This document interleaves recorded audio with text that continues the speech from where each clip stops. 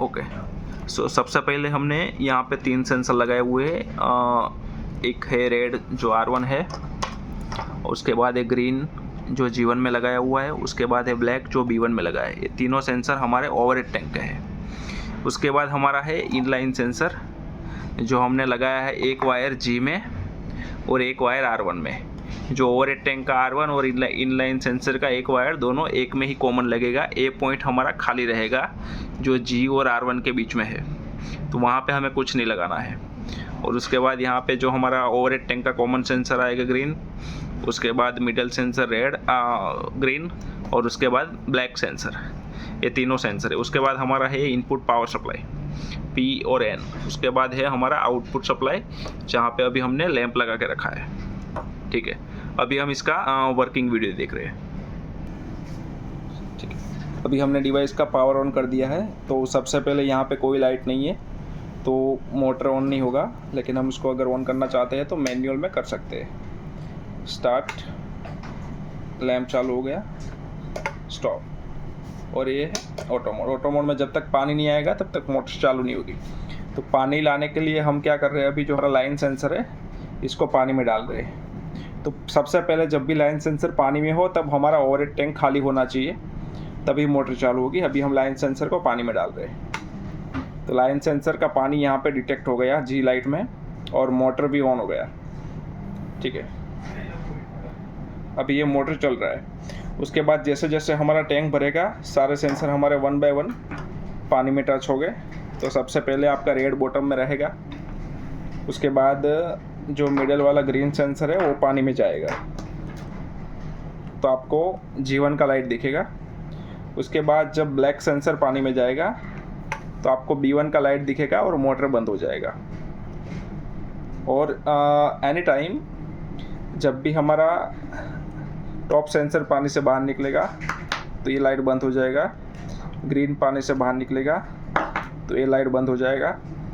लेकिन अभी पानी आ रहा है और मोटर अभी जस्ट बंद हुआ है, तो 1 मिनट का इंटरवल के बाद ही मोटर चालू होगा, तुरंत नहीं होगा।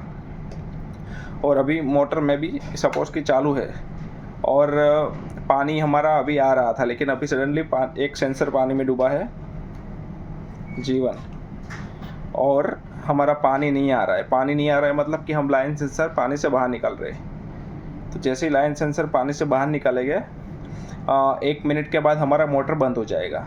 ठीक है, हम उसका चेक कर लेते हैं।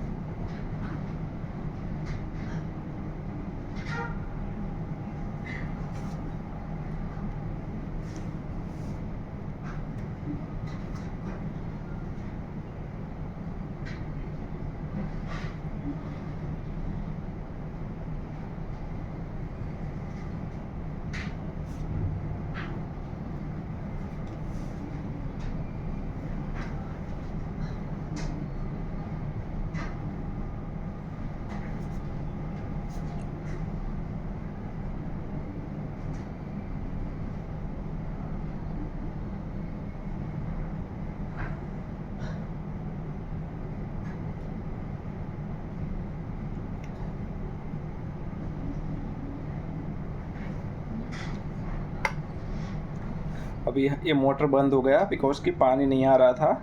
तो जो उसका प्रिसाइज डिले हमने रखा हुआ है तो as per delay motor automatic बंद हो गया।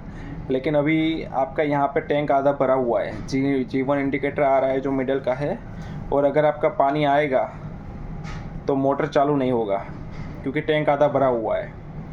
तो इसके अभी पानी आ रहा है लेकिन अभी आपका मोटर चालू नहीं होगा, टैंक भरा हुआ है। तो इसके लिए आपको टैंक खाली होना चाहिए। जैसे अभी पानी आ रहा है और मैं यहाँ से G1 सेंसर को पानी से बाहर निकालूंगा तो मोटर चालू हो जाएगी।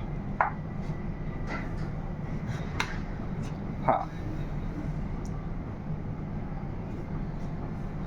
जब भी पानी आ रहा है तो ये दोनों सेंसर ऊपर के हैं, वो पानी से बाहर होना चाहिए तभी मोटर चालू होगी। तो आप उसको उसके हिसाब से एडजस्ट कर सकते हो। अभी पानी आ रहा है तो G1 लाइट आ रहा है, पानी नहीं आ रहा है तो सेंसर बाहर निकालने से ये लाइट बंद हो जाएगा, फिर से सेंसर डालने से आ जाएगा। मतलब ये लाइन सेंसर है और ये उसका इंडिकेशन है G वाला।